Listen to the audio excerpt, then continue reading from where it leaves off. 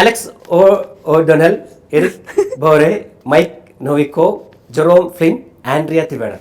അപ്പൊ ഇവരുടെയൊക്കെ അഭിനയിക്കുന്ന സമയത്ത് നമ്മൾ ഗ്ലോബൽ ആക്ടറായി മാറിക്കഴിഞ്ഞു. ഇല്ലെങ്കിൽ ഞാൻ ഈ പേര് വല്ലതും മാറി പറഞ്ഞു വേറെ എന്തെങ്കിലും ആയിട്ട്. നമുക്ക് രണ്ടുപേരെയും മമ്മൂക്കയും ലാലേട്ടനെയും നമുക്ക് ഒരുപോലെ ഇഷ്ടമാണ്. ഒരു പൊടിക്ക് ഇഷ്ടം ഒരാളുടെ അടുത്ത് കൂടുതലായിരിക്കും. അത് എനിക്ക് ലാൽ സാറിന്റെ അടുത്താണ്. അവിടെ ഒരു സീനിയർ ഉണ്ടായിരുന്നു. അപ്പൊ എന്റെ ഹിഡൻ അജണ്ട ലാൽ സാർ പഠിച്ച കോളേജിൽ MG കോളേജിൽ പോയി പഠിക്കണം. എന്റെ ടീച്ചർമാർ പലപ്പോഴും എന്റെ അടുത്ത് പറഞ്ഞിട്ടുണ്ട്, എടാ നിനക്കൊരു കള്ള ലക്ഷണം ഉണ്ടെന്നുള്ളത്. ഒറ്റയ്ക്ക് വളർന്നു വരിക എന്നൊക്കെ പറയുന്നത് അത് ഞാൻ അതിനോട് ഒരിക്കലും യോജിക്കില്ല. അങ്ങനെ ഒരു വാക്കിനോട് ഒറ്റയ്ക്ക് വഴിവെട്ടി വന്നവൻ ഒറ്റയ്ക്ക് വേണം, അങ്ങനെ നമുക്ക് സാധിക്കത്തേ ഇല്ല. ഫോഴ്സ്ഫുള്ളി കല്യാണത്തിലേക്കുള്ള ശ്രമമൊക്കെ ഞാൻ നിർത്തി. ഇത്രയും കൂടെ ട്രോളും മീമും കളിയാക്കലും കിട്ടിയ വേറെ നടാറുണ്ട്. ഞാൻ പറഞ്ഞില്ല, എൻ്റെ ഒരു ഡയറക്ടർ ഫ്രണ്ട് ഒരിക്കൽ ഞാൻ പറഞ്ഞ അവസരം ചോദിച്ചപ്പോൾ അദ്ദേഹം പറയാ നിന്നെ മലയാളികളൊക്കെ മറന്നടാ, പക്ഷെ ഇങ്ങനെ ഒരു മുഖം മൂടി വെച്ച് വന്നപ്പോൾ മലയാള ആൾക്കാർ കംപ്ലീറ്റ് എൻ്റെ ഗസ്റ്റാണ്. അപ്പോൾ അതിൽ നിന്ന് മനസ്സിലായി എന്നെ മലയാളികൾ മറന്നിട്ടില്ല. തിയേറ്റർ എക്സ്പീരിയൻസ് എങ്ങനെ ഉണ്ടായിരുന്നു എമ്പുരാന്റെ? ഞാൻ പറഞ്ഞില്ലേ, ഞാൻ ഒരു കടുത്ത ലാലേട്ടൻ ആരാധകനാണ്. അപ്പോൾ ഞാൻ ബെറോസ് എന്ന് പറഞ്ഞ സിനിമ ഞാൻ ഫസ്റ്റ് ഷോ കണ്ട ആളാണ്. കാരണം ലാലേട്ടൻ്റെ സിനിമ നമ്മുടെ ജീവിതത്തിൽ ഒരുപാട് പോസിറ്റീവായി ബാധിച്ചു എന്ന് പറഞ്ഞാൽ നമ്മളെ ഇൻഫ്ലുവൻസ് ചെയ്തിട്ടുള്ളൊരു വ്യക്തിയാണ് ലാൽ സാറ്. ഒരുപക്ഷെ ലാൽ സാറിന് ഇപ്പം നമുക്ക് രണ്ടുപേരെയും മമ്മൂക്കയും ലാലേട്ടനെയും നമുക്ക് ഒരുപോലെ ഇഷ്ടമാണ്. ഒരു പൊടിക്ക് ഇഷ്ടം ഒരാളുടെ അടുത്ത് കൂടുതലായിരിക്കും. അത് എനിക്ക് ലാൽ സാറിൻ്റെ അടുത്താണ്. അപ്പം ഞാൻ സിനിമയിലോട്ട് വരാനുള്ള കാരണവും ലാൽ സാറിനുള്ള ആരാധന തന്നെയാണ്. അപ്പോൾ അദ്ദേഹത്തിൻ്റെ ജീവിതത്തിൻ്റെ എല്ലാ ഈ കാര്യങ്ങളും ഇപ്പം നമ്മൾ പറയില്ലേ, സ്റ്റീഫൻ നെടുമ്പള്ളി നമ്മൾ കണ്ടു, അതിനുശേഷം അതിൻ്റെ ഒരു ഡയറക്ടറായി മാറി ബാറോസിൽ വന്ന സമയത്ത് എനിക്ക് അദ്ദേഹത്തിൻ്റെ ഡയറക്ടർ 3D എങ്ങനെ അദ്ദേഹം പെർഫോം ചെയ്യുന്നത്, 3D ലാലേട്ടൻ നമ്മൾ അടുത്തിങ്ങനെ കാണാൻ സാധിക്കുന്ന ഒരു ഫീൽ ഉണ്ടല്ലോ. അപ്പോൾ അത് കണ്ടു. അതിനുശേഷം ഇവിടെ അബ്രഹാം ഖുറേഷിയെ കാണാനായിട്ട് പ്രേക്ഷകർ എങ്ങനെ ഇതായിട്ട് കാണുന്നു അതേപോലെയാണ് നമുക്ക് ഫീൽ ഉള്ളത്. നമുക്കിങ്ങനെ സ്ക്രീനിൽ കണ്ട, അതായത് അതിൻ്റെ ഒരാഴ്ച മുമ്പേ ലാൽ സാറോട്ട് നമ്മൾ അടുത്തിരുന്ന് സംസാരിച്ചിട്ടുണ്ടാകും. പക്ഷെ എന്നിരുന്നാൽ തന്നെ സ്ക്രീനിൽ കാണുമ്പോഴത്തേന് ഇങ്ങനെ ഒരു വാവ് ഫാക്ടറിൽ എപ്പോഴും നമ്മൾ. ചേട്ടാ ഹാർഡ് കോർ ലാലേട്ടൻ ഫാനാണെന്ന് എനിക്കറിയാം. ഈവൻ MG കോളേജിൽ പഠിക്കാൻ പോയത് പോലും ലാലേട്ടൻ പഠിച്ച കോളേജ് ആയതുകൊണ്ട് പോയതാണെന്ന് ഞാൻ ഒത്തിരി വട്ടം ഞാൻ കേട്ടിട്ടുണ്ട്. ഈവൻ ഞാൻ നേരത്തെ പറഞ്ഞു ഞാനും പഠിച്ചത് മേരിഗിരിയിലാണ്. അപ്പോൾ ചേട്ടൻ അവിടെ, അതെ ഞാൻ അവിടെയാണ് പഠിച്ചത്. ആണോ? അപ്പോൾ സോറി, അതെ ചേട്ടൻ സീനിയർ ആയിരുന്നു എൻ്റെ. അപ്പോൾ എനിക്കിന്ന് ഓർമ്മയുണ്ട്, ഞാൻ കുഞ്ഞായിരുന്നു. അപ്പം കുഞ്ഞിലത്തെ എന്തോ ഒരു പ്രോഗ്രാമിൽ ചേട്ടൻ അവിടുത്തെ ചീഫ് ഗസ്റ്റ് ആയിരുന്നു. അപ്പോൾ അന്ന് ചേട്ടൻ ചീഫ് ഗസ്റ്റായിട്ട് വരുമ്പോൾ എന്ന് പറഞ്ഞു കഴിഞ്ഞാൽ എൻ്റെ മൈൻഡിലുള്ളതെന്ന് പറഞ്ഞാൽ ചേട്ടൻ കായംകുളം കൊച്ചുണ്ണി ചെയ്തിട്ടുണ്ടായിരുന്നു. അപ്പം ഞാൻ ആദ്യമായിട്ടാണ് അങ്ങനത്തെ ഒരു സെലിബ്രിറ്റിയൊക്കെ നേരി കാണുന്ന ഒരു എക്സ്പീരിയൻസ്. അതിനുശേഷം ബോയ് ഫ്രണ്ട് എന്ന് പറയുന്ന ഒരു മൂവിയൊക്കെ ചെയ്തിട്ട് ഒരു യൂത്ത് ആക്ടർ വരുന്നതിൻ്റെ ഒരു എക്സൈറ്റ്മെൻറ്റ് ഒക്കെ ഞങ്ങൾക്ക് എല്ലാവർക്കും ഉണ്ടായിരുന്നു. അതിനുശേഷം ഈ ഒരു എമ്പുരാൻ എത്തി നിൽക്കുമ്പോഴത്തേനും ആ ഒരു ചേഞ്ച് അല്ലെങ്കിൽ ആ ഒരു ഗ്രോത്ത് ചേട്ടൻ എങ്ങനെ നോക്കി കാണുന്നു? ഞാൻ പറഞ്ഞില്ലേ, ഞാൻ സിനിമയിലേക്ക് വന്നത് സിനിമ ഈ പറയുന്ന പോലെ സ്വപ്നം കണ്ട് അങ്ങനെ നടന്ന ഒരാളൊന്നുമല്ല. എൻ്റെ ഒരു ജീവിതത്തിൽ ഈ പറയുന്ന പോലെ ഒരു ഭാഗ്യമായിട്ട് ഈ ഒരു ഇൻഡസ്ട്രിയിൽ വന്ന ഒരാളാണ് ഞാൻ. എൻ്റെ ആക്ടിങ്ങിനെ എങ്ങനെ നോക്കി കാണുന്നു എന്ന് ചോദിച്ചു കഴിഞ്ഞാൽ കുറേ ഘട്ടം കഴിഞ്ഞപ്പോൾ ഇപ്പം സിനിമയിൽ വന്നതിന് ശേഷം ഇപ്പോൾ കായംകുളം കൊച്ചുണ്ണി എനിക്ക് ഭാഗ്യമായി കിട്ടിയ ക്യാരക്ടറാണ്. 250 പേര് അവർ സ്ക്രീൻ ടെസ്റ്റിന് വിളിച്ചിട്ട് എന്നെ കൊച്ചുണ്ണിയായിട്ട് സെലക്ട് ചെയ്തപ്പോഴത്തേന് ഞാൻ സത്യം പറഞ്ഞാൽ മേരിഗിരി സ്കൂളിൽ ടീച്ചർമാർ നന്ദി പറഞ്ഞു. കാരണം എൻ്റെ ടീച്ചർമാർ പലപ്പോഴും എൻ്റെ അടുത്ത് പറഞ്ഞിട്ടുണ്ട്, എടാ നിനക്കൊരു കള്ള ലക്ഷണം ഉണ്ടെന്നുള്ളത്. അത് സത്യമാണെന്ന് മനസ്സിലായി അവിടെ ചെന്ന് കള്ളനായിട്ട് സെലക്ട് ചെയ്തപ്പോഴാണ്. പിന്നെ ഈ സ്കൂളിലെ ടീച്ചേഴ്സിനോട് ഞാൻ ഒരുപാട് നന്ദിയുള്ളവരാണ്. കാരണം എൻ്റെ ഈ ടാലൻറ്റിനെ കുറിച്ച് അറിഞ്ഞത് അവരാണ്, എൻ്റെ പാരൻസിനേക്കാൾ. പിന്നെ ഇനി 2 ചേച്ചിമാരാണ്. ഈ 2 അറ്റം കൂട്ടിമുട്ടാൻ പാടുപെടുന്ന ഫാമിലികൾ പൊതുവെ പെൺമക്കളോടായിരിക്കും കൂടുതൽ ശ്രദ്ധ കൊടുക്കുന്നത്. ഈ ആണല്ലോ അവങ്ങ് വളർന്നോളൂ എന്ന് വിചാരിച്ച് വിട്ടു. ഞാൻ എൻ്റെ വീട്ടിലല്ല നിന്ന് പഠിച്ചത് വളർന്നതൊക്കെ. പക്ഷേ എന്നാലും എൻ്റെ ടീച്ചർമാരാണ് എന്നിൽ കഴിവുണ്ടെന്ന് മനസ്സിലാക്കിയത്. പ്രോഗ്രാമുകളൊക്കെ പിടിച്ചേർത്തി, അലമ്പനാണെങ്കിലും പ്രോഗ്രാമുകളൊക്കെ പിടിച്ചേർത്തി ടാലൻസ് വളർത്തിയെടുത്തത്. പിന്നെ കായംകുളം കൊച്ചുണ്ണി കിട്ടി, പിന്നെ കുറച്ചുകൂടി സിനിമ കിട്ടി. ഈസി ആയിരുന്നു. കാരണം കൊച്ചുണ്ണി കഴിഞ്ഞ് എനിക്ക് ഇമ്മീഡിയറ്റ് വിനയൻ സാറിൻ്റെ സിനിമ കിട്ടി. പിന്നെ ആ സമയത്ത് ഒരു 5-6 സിനിമ കിട്ടി. ഞാൻ ചോദിച്ചാൽ ഇതായിരിക്കാം ആക്ടിങ്, ഇതായിരിക്കും ഇതെന്നുള്ളത്. പിന്നെ ഒരു ഘട്ടം കഴിഞ്ഞപ്പോഴത്തേനാണ് എനിക്ക് മനസ്സിലായതില്ല, ഇതൊന്നും അല്ല, നമ്മളിങ്ങനെയല്ല സിനിമയെ സമീപിക്കേണ്ടത്. ഇപ്പം എൻ്റെ അടുത്ത് എമ്പുരാനിലെത്തി നിൽക്കുന്ന സമയത്ത് ചോദിച്ചു കഴിഞ്ഞാൽ ആസ് ഒരു ആക്ടിങ് സ്റ്റുഡൻ്റ് എന്ന രീതിയിൽ ഞാൻ എന്താണ് എൻ്റെ മനസ്സിലെന്ന് വെച്ച് കഴിഞ്ഞാൽ എനിക്ക് കിട്ടിയ ടാലൻസ് ഉണ്ട്. ദൈവം അനുഗ്രഹിച്ചോ അല്ലെങ്കിൽ മാതാപിതാക്കളുടെ പ്രാർത്ഥന കിട്ടിയ ടാലൻസ് ഉണ്ട്. ഈ കഴിവുകളോടുള്ള വളരെ ശ്രദ്ധാപൂർവമായിട്ടുള്ളൊരു നന്ദി പറച്ചിലാണ് എന്നെ സംബന്ധിച്ച് ആക്ടിങ് ഇപ്പം. അപ്പം തീർച്ചയായിട്ടും ഇതുവരെ എത്തി നിൽക്കുന്നതിനോട് ഞാൻ ആപേക്ഷികമായിട്ടുള്ള ഒരുപാട് നേട്ടങ്ങൾ ഞാൻ നേടിയിട്ടുണ്ട്. മനസ്സിലായില്ല? അപ്പം അത് മറ്റുള്ളവരെ സംബന്ധിച്ച് ഈ ജനറലൈസ് ചെയ്യുമ്പോഴത്തേനും ചിലപ്പോൾ എന്താണ്, അയ്യോ ഇനിയും ഇതായിട്ടില്ല, ഇനിയും ഒരുപാട് ഹൈറ്റിൽ എത്തണം, ഇനിയും ഒരുപാട് ക്യാരക്ടർ ഉണ്ട്, സിനിമ ഇനിയും പോകണ്ടേ എന്ന് മറ്റുള്ളവർക്കൊന്നും. പക്ഷേ ആപേക്ഷികമായിട്ടുള്ള ഒരുപാട് നേട്ടങ്ങൾ എന്നെ സംബന്ധിച്ച് ഞാൻ നേടിയിട്ടുണ്ട്. അതിൽ ഞാൻ അഭിമാനിക്കുന്നു, സന്തോഷിക്കുന്നു, അഹങ്കരിക്കുന്നില്ല.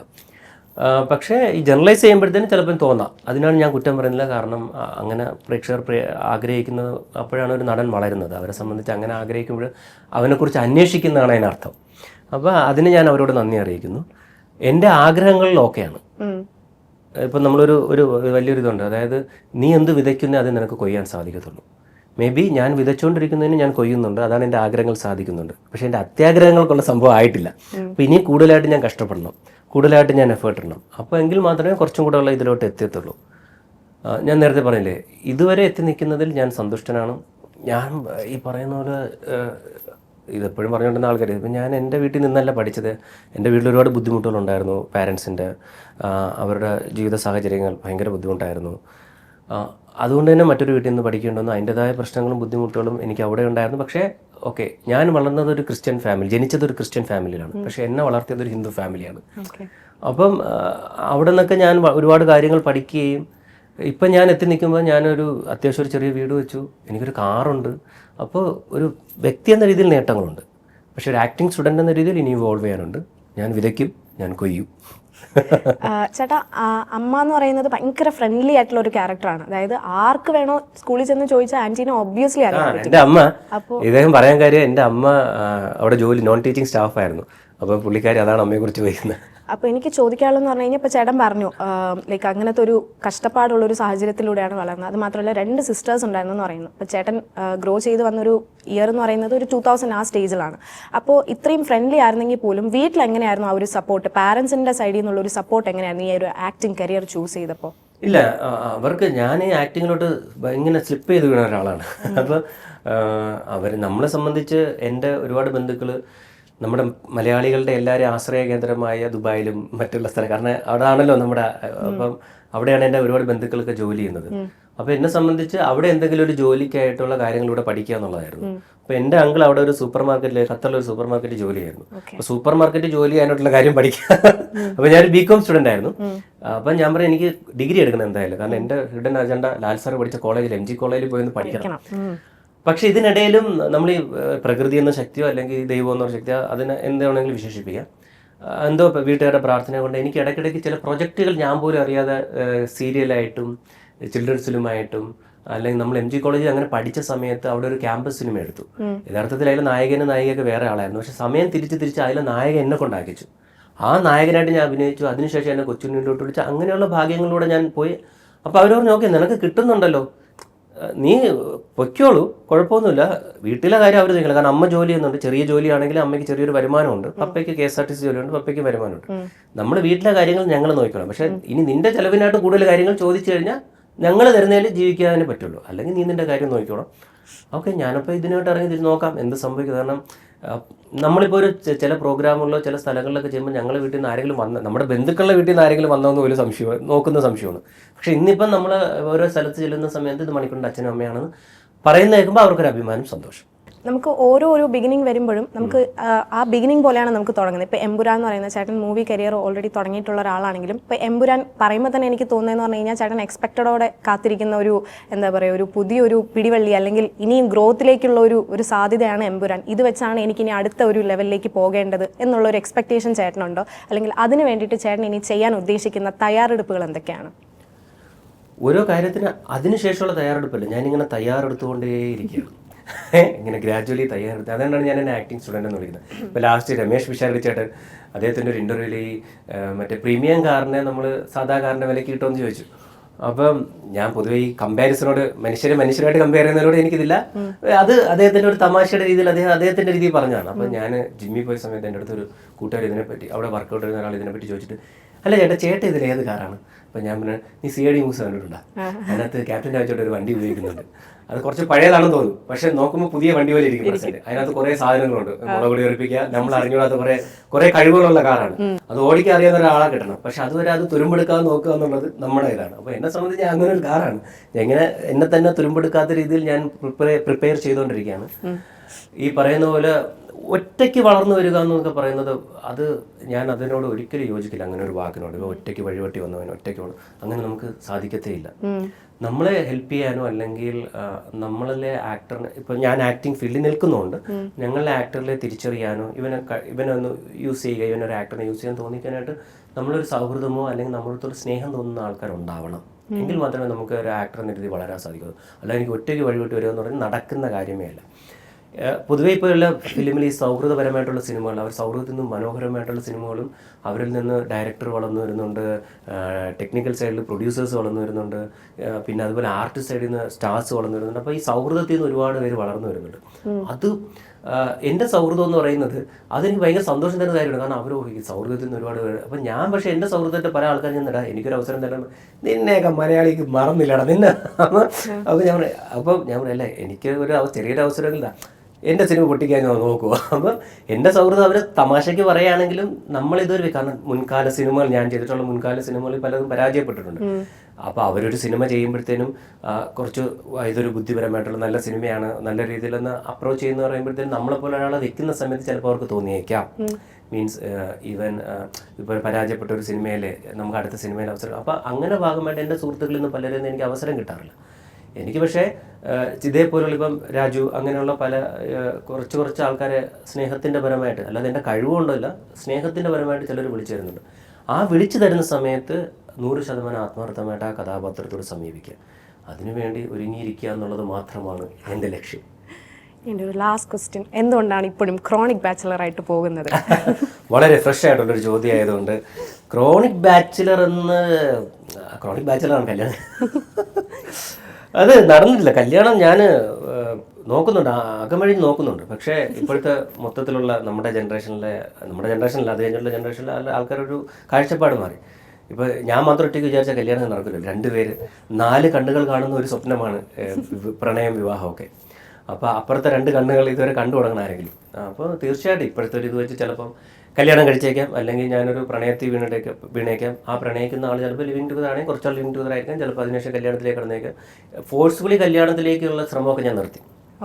കാരണം മൊത്തത്തിൽ ഇപ്പോൾ എനിക്ക് തോന്നുന്നു ഇപ്പോഴത്തെ സിനിമയുടെ സാഹചര്യങ്ങൾ, കുറച്ച് ഈ പ്രശ്നഭരിതമായ സാഹചര്യങ്ങൾ, സിനിമയിലുള്ള ഒരാളൊരു കല്യാണത്തിന് അപ്രോച്ച് കഴിഞ്ഞാൽ ചില ഫാമിലിയിൽ നിന്ന് കൊടുക്കുക എന്നുള്ളൊരു ബുദ്ധിമുട്ട് വരും. ഇവൻ്റെ റിലേഷൻ കൊടുക്കുക, കാരണം എന്താണ് സിനിമയിൽ നാളെ ആരാണ് എന്തെങ്കിലും പറയാൻ പോകുന്നത്. അപ്പോൾ ചില മാറ്റങ്ങളുടെ ഭാഗമായിട്ട് ചില പ്രശ്നങ്ങൾ വരും, ചില നല്ല കാര്യങ്ങളും വരും. അപ്പം ഞാൻ ഇനി വരുമ്പോൾ ആട്ടെ, ആരെങ്കിലും വന്ന് പ്രപ്പോസ് ചെയ്യട്ടെ, ആ സമയത്ത് നമുക്ക് അല്ലെങ്കിൽ ഇതിനു വേണ്ടി ശ്രമിച്ചുകൊണ്ടിരിക്കേണ്ട. ആ സമയം ഉണ്ടെങ്കിൽ നമുക്ക് സിനിമയ്ക്കും സിനിമയുടെ കാര്യങ്ങൾ ശ്രമിച്ചുകൊണ്ടിരുന്നാൽ നമ്മുടെ ജീവിതമെങ്കിലും നന്നാവും, നമ്മുടെ കുടുംബത്തിൻ്റെയും നമ്മൾ സ്നേഹിക്കുന്നവരുടെ ജീവിതമെങ്കിലും നന്നാവും. ബാക്കിയുള്ള കാര്യങ്ങൾ വന്നു തരട്ടെ. വലിയങ്ങാടി ആ ഒരു മൂവിയുടെ ട്രോള്, അല്ലെങ്കിൽ ഒത്തിരി ട്രോൾസ് ചേട്ടൻ കണ്ടിട്ടുണ്ടായിരിക്കും, ഫണ്ണി ആയിട്ടുള്ള ട്രോൾസ്. ഈ ട്രോൾസ് ഒക്കെ ചേട്ടനെ ഏത് രീതിയിലാണ് ചേട്ടൻ എടുക്കുന്നത്? നെഗറ്റീവായിട്ടാണോ പോസിറ്റീവായിട്ടാണോ? ഹേർട്ട് ചെയ്തിട്ടുണ്ടോ? എങ്ങനെയാണ് ചേട്ടൻ അതിനെ നോക്കിക്കാണുന്നത്, ഈ ട്രോൾസിനെയൊക്കെ? അല്ല, ആ സിനിമയുടെ കാര്യം പറയുകയാണെങ്കിൽ ആ സിനിമ ട്രോൾ ചെയ്യപ്പെടുമ്പോഴത്തേന് എനിക്ക് പ്രത്യേകിച്ച് വിഷമമൊന്നുമില്ല. കാരണം ഞാനിതൊരു എന്നെക്കുറിച്ച് ആരെങ്കിലുമൊക്കെ എന്നെക്കുറിച്ച് എന്തെങ്കിലുമൊക്കെ പറയുന്നല്ലോ എന്ന് സന്തോഷമാണ്. പക്ഷേ ആ സിനിമയിൽ എന്നെക്കാൾ ഉപരി അതിൻ്റെ ഡയറക്ടറിന് ഒരുപാട് കഷ്ടപ്പെട്ടെടുത്ത ഇതാണ്. കാരണം അദ്ദേഹം ഒരു മുസ്ലിം മതവിശ്വാസിയാണ്. അന്ന് നോമ്പ് സമയമായിരുന്നു. അപ്പോൾ കാരണം നമ്മളെ കുറേ ആർട്ടിസ്റ്റുകളുടെ ഡേറ്റ് ആ സമയത്താണ് കിട്ടിയത്. നോമ്പ് സമയത്ത് ഷൂട്ടിംഗ് ചെയ്യാൻ പാടില്ല, പക്ഷേ എന്നിരുന്നാലും അദ്ദേഹം ആ സമയത്തെ ഡേറ്റ് ഉള്ളൂ എല്ലാവരും. അന്ന് അദ്ദേഹം വന്ന് ഷൂട്ട് ചെയ്തു, ആ നോമ്പ് എടുത്തുകൊണ്ട് ഷൂട്ട് ചെയ്തു. എനിക്കൊക്കെ അത്ര നേരം വിഷന്നിരിക്കുക, ഭയങ്കര വെയിലായിരുന്നു. എന്നിട്ട് ഞങ്ങൾ ഈ റിയലിസ്റ്റിക് ആയിട്ട് ഷൂട്ട് ചെയ്യാൻ വേണ്ടി മാർക്കറ്റിൻ്റെ സീനല്ലേ, അപ്പോൾ പല ആൾക്കാർക്കും പോയിട്ട് അവിടെ കടകൾ മറ്റേ ഇതൊക്കെ നടക്കുന്ന ചാക്കൊക്കെ എടുക്കുന്ന സമയത്ത് ഞങ്ങൾ 2 സീൻ ഷൂട്ട് ചെയ്തിട്ട് എന്നൊക്കെ ചോദിച്ചിട്ട് ഒറിജിനലായിട്ടാണ് പലരും ഷൂട്ട് ചെയ്തത്. അപ്പോൾ അദ്ദേഹം വളരെ കഷ്ടപ്പെട്ടെടുത്തൊരു സിനിമയാണ്. എനിക്ക് പ്രത്യേകിച്ച് വിഷമമൊന്നുമില്ല, പക്ഷേ അദ്ദേഹത്തിന് ചിലപ്പോൾ വിഷമം വരാൻ സാധിക്കും. അതുകൊണ്ട് തന്നെ ഞാൻ അതിനെക്കുറിച്ച് എന്തെങ്കിലും പറയാൻ നിന്നാൽ ഇനി അദ്ദേഹത്തിന് വിഷമവും. കാരണം എനിക്കൊന്നും എൻ്റെ അമ്മയും അച്ഛനും പോലും അത്രയ്ക്ക് കഷ്ടപ്പെട്ടിട്ടൊന്നും അറിയില്ല. അത്ര ഇതായിട്ട് അദ്ദേഹം വളരെ സ്നേഹത്തോടുകൂടി മകനെ പോലെ കണ്ടുതന്നെ എനിക്ക് വേണ്ടി എടുത്തൊരു സിനിമയാണ്. നമ്മൾ വിചാരിച്ച പോലെ വന്നില്ല, അത് പ്രേക്ഷകർ ചിലപ്പോൾ അതിനെ ട്രോൾ ചെയ്യാം, അതിനെ ഞാൻ അങ്ങനെ തന്നെ എടുക്കുന്നു. അപ്പോൾ പക്ഷേ ഞാനത് മനസ്സിൽ എനിക്ക് വിഷമം ഉണ്ടാവില്ല, അതൊന്നും ഞാൻ പറയില്ല. പക്ഷേ ഞങ്ങൾ ഈ എമ്പുരാനിലേക്ക് വന്ന സമയത്ത് ഇതിലതൊരു സീനുണ്ട്. അതായത് സുരാജേട്ടൻ സ്റ്റേജിൽ ഇങ്ങനെ പ്രസംഗിക്കുന്നു. അതൊരു പാർട്ടിയെ പറ്റി പറയുന്ന സമയത്ത് നമ്മൾ രണ്ടുപേരും ഒരു പാർട്ടി പ്രവർത്തകർ. അപ്പം ഒരുപാട് മീമുകളും ട്രോളുകളും ആയിരക്കണക്കിന് റീൽസുകളുമായി നമ്മളെ കളിയാക്കിയിട്ടുള്ള സമൂഹമാണ് നമുക്ക് ചുറ്റുമുള്ളത്. പക്ഷെ നമ്മൾ അതിൽ നിന്ന് വളർന്നു വരികയാണെന്ന് പറയുമ്പോഴത്തേന് എൻ്റെ ക്ലോസ് ആണ്. അപ്പം ഞാൻ ഈ ക്ലോസ് ഷോട്ട് എടുത്തു കഴിഞ്ഞിട്ട് രാജു രാജു ഓ ഗ്രേറ്റ് മണിക്കൂർ സൂപ്പർ ആയിരുന്നു എന്ന് പറഞ്ഞിട്ട് ഞാൻ സ്ക്രീൻ അതിൻ്റെ ഇത് മോണിറ്ററിൻ്റെ അടുത്ത് രാജു ഇങ്ങനെ പറഞ്ഞു, എനിക്ക് ആ ഡയലോഗിൻ്റെ എല്ലാ ഇതും ഇമോഷൻസും മണിക്കുട്ടൻ്റെ കണ്ണി കിട്ടി. കാരണം ഒരുപാട് ട്രോളുകളും മീമുകളും മറ്റേ റീൽസ് വഴി കളിയാക്കിയിട്ടുള്ള പാർട്ടിയാണ് എന്ന് പറഞ്ഞ സമയത്ത് കണ്ണി കിട്ടി. എങ്ങനെയാന്ന് വെച്ചാൽ സാധാരണ ഇതെങ്ങനെ കിട്ടിയെന്ന് വെച്ചാൽ അപ്പോൾ ഞാൻ പറഞ്ഞു എൻ്റെ ജീവിതമാണ് ഞാനപ്പോൾ ആലോചിച്ചത്. കാരണം ഈ പാർട്ടി എന്നുള്ള സംഭവം വിടുക, ഞാൻ എൻ്റെ വ്യക്തി ജീവിതമാണ് എടുത്തത്. കാരണം ഇത്രയും കൂടെ ട്രോളും മീമും കളിയാക്കലും കിട്ടിയ വേറെ നടാറുണ്ട്. ഇന്നും കളിയാക്കിക്കൊണ്ടിരിക്കുകയാണ് എല്ലാവരും. പക്ഷേ ഞാൻ പറഞ്ഞില്ലേ, അതിന് ഞാൻ പോസിറ്റീവായി കാണുന്നു. അതൊരു നല്ല ക്വാളിറ്റി ആയിട്ട് അത് മലയാളം ഈ പറയും ഇത്രയും വലിയ കലാകാരന്മാരുള്ള സിനിമയിൽ അല്ലെങ്കിൽ ഇത്രയും വലിയ അനുഗ്രഹീത കലാകാരന്മാരുള്ള ഒരു ഇൻഡസ്ട്രിയിലാണ് ഞാൻ നിൽക്കുന്നത്. അപ്പോൾ അതിനെ കുറച്ചും കൂടെ സീരിയസ് ആയിട്ട് സിനിമയെ അപ്രോച്ച് ചെയ്യാനായിട്ടൊരു ഫ്യൂവലായിട്ട് ഞാൻ കണക്കാക്കുന്നുള്ളൂ. ഇനിയും ട്രോളുകൾ ചെയ്യാം, കളിയാക്കാം, എന്നെങ്കിലും നിങ്ങൾ എന്നെ സ്നേഹിക്കുക. ഓക്കെ, ഇത്രയും നേരം നല്ല രീതിയിൽ ഒരു കോൺവെർസേഷൻ. അല്ല, എനിക്കൊരു കാര്യം കൂടെ പറയാനുണ്ട്. അത് പറയാതെ പോകും. രാജുവിൻ്റെ അടുത്ത് ഒരു കാര്യം കൂടെ, അതായത് രാജു നമ്മളൊരു ഗ്ലോബൽ സ്റ്റാർ ആക്കി. അപ്പം നമ്മൾ ഈ എമ്പുരാൻ എന്ന് പറഞ്ഞ സിനിമയിൽ അഭിനയിക്കുന്ന സമയത്ത് ഇപ്പം നമ്മുടെ മലയാളത്തിലുള്ള ആർട്ടിസ്റ്റ്, ബോളിവുഡിലുള്ള ആർട്ടിസ്റ്റ്, ഇന്ത്യൻ സിനിമയിലുള്ള ആർട്ടിസ്റ്റ് പലരും ഉണ്ട്. പക്ഷെ നമ്മളെ സംബന്ധിച്ച് അതിൽ ഹോളിവുഡിലുള്ള പല ആക്ടേഴ്സും ഉണ്ട്. ഇപ്പം എറിക് അങ്ങനെ ഒരു ആക്ടറുണ്ട്. പിന്നെ ഒരു സെക്കൻഡ്, 2-3 പേര് ഞാൻ എഴുതിയിട്ടുണ്ടെന്നിട്ടുണ്ട്. ഇത് കറക്റ്റ് പറഞ്ഞില്ലെങ്കിലേ ഏത് കട്ടയാണ്. Alex O'Donnell, Eric Bore, Mike Novikov, Jerome Flynn, Andrea തിവേഡർ, ഇവരൊക്കെ ഹോളിവുഡ് ആക്ടേഴ്സ് ആണ്. അപ്പൊ ഇവരൂടെയൊക്കെ അഭിനയിക്കുന്ന സമയത്ത് നമ്മൾ ഗ്ലോബൽ ആക്ടറായി മാറിക്കഴിഞ്ഞു. ഇല്ലെങ്കിൽ ഞാൻ ഈ പേര് വല്ലതും മാറി പറഞ്ഞു വേറെ എന്തെങ്കിലും ആയിത്തീരും. അപ്പോൾ ഇങ്ങനെയുള്ള ആർട്ടിസ്റ്റിനോട് അഭിനയിച്ച് ഞാനൊരു ഗ്ലോബൽ സ്റ്റാർ ആയിട്ട് നിൽക്കും. ഇവർ ഈ പറയുന്ന പോലെ ചിലരൊക്കെ മറ്റേ ഗെയിം ഓഫ് ത്രോൺസിലൊക്കെ അഭിനയിച്ചിട്ടുള്ള ആളാണ്. എനിക്ക് ആ കൂടെ അറിയാവുന്ന English actor Sylvester Stallone, Arnold Schwarzenegger, ഈ മസിലും ഇതായിട്ടുള്ള ബന്ധപ്പെട്ട ആൾക്കാരാണ്. അപ്പോൾ തീർച്ചയായിട്ടും അതിനും രാജുവിനോടും അതുപോലെ തന്നെ മുരളി ഗോപി ചേട്ടനോടും എല്ലാത്തിലും ഈ പറയുന്ന പോലെ ആൻ്റണി ചേട്ടൻ്റെ ഒരു വലിയ എഫേർട്ടാണ് ഈ സിനിമ. എനിക്ക് തോന്നുന്നു എനിക്ക് ഏറ്റവും കൂടുതൽ പൈസ തന്നിട്ടുള്ള പ്രൊഡ്യൂസർ ആൻ്റണി ചേട്ടനായിരിക്കും. ഒപ്പം സിനിമ മരക്കാറ്, ഇപ്പം ലൂസിഫറിൽ ഡബ്ബിങ് കഴിഞ്ഞിട്ട് ഇപ്പം എമ്പുരാൻ. അപ്പോൾ എനിക്ക് ഏറ്റവും കൂടുതൽ പൈസ തന്നിട്ടുള്ള പ്രൊഡ്യൂസർ അദ്ദേഹമാണ്. അപ്പോൾ അദ്ദേഹത്തിന് തീർച്ചയായിട്ടും ഈ വലിയ സക്സസ്ഫുൾ സിനിമകൾ ഉണ്ടാകട്ടെ. എല്ലാവർക്കും എന്നെ ഈ പടത്തിൽ കണ്ട പലരും പറഞ്ഞ് എന്നെ കാണാൻ നല്ല ഭംഗിയുണ്ടെന്ന്. അതിന് എൻ്റെ ക്യാമറാമാൻ സുജിത്ത് ഏട്ടൻ, എൻ്റെ കോസ്റ്റ്യൂം ഡിസൈനറായ സുജിത്ത് ശ്രീധർ അദ്ദേഹം, പിന്നെ അതിനുശേഷം നമ്മുടെ മേക്കപ്പ് മാൻ ശ്രീതേട്ടൻ, അവരോടൊക്കെ പ്രത്യേകം നന്ദി ഞാൻ അറിയിക്കുന്നു. ചേട്ടൻ ശ്രദ്ധിച്ചോന്ന് അറിയത്തില്ല, ഫേസ്ബുക്കിൽ ഇതിന്റെ ഒരു ട്രെയിലർ ഇറങ്ങിയപ്പോഴാണെന്ന് തോന്നുന്നു, ഒരു മുഖംമൂടി ഇട്ടിട്ട് ഒരു ഷർട്ടൊക്കെ ഇട്ടിട്ട് അത് എല്ലാവരും ഗസ് ചെയ്തത് മണിക്കുട്ടൻ ചേട്ടനാണെന്ന് പറയുന്നുണ്ടായിരുന്നു. ചേട്ടനായിരുന്നു അത്? അത് സിനിമ കാണുമ്പോൾ മനസ്സിലാവും. ഞാൻ ആ സസ്പെൻസ് കളയുന്നു. ഞാൻ പറഞ്ഞില്ല, എൻ്റെ ഒരു ഡയറക്ടർ ഫ്രണ്ട് ഒരിക്കൽ ഞാൻ പറഞ്ഞ അവസരം ചോദിച്ചപ്പോൾ അദ്ദേഹം പറയാ, നിന്നെ മലയാളികളൊക്കെ മറന്നടാ.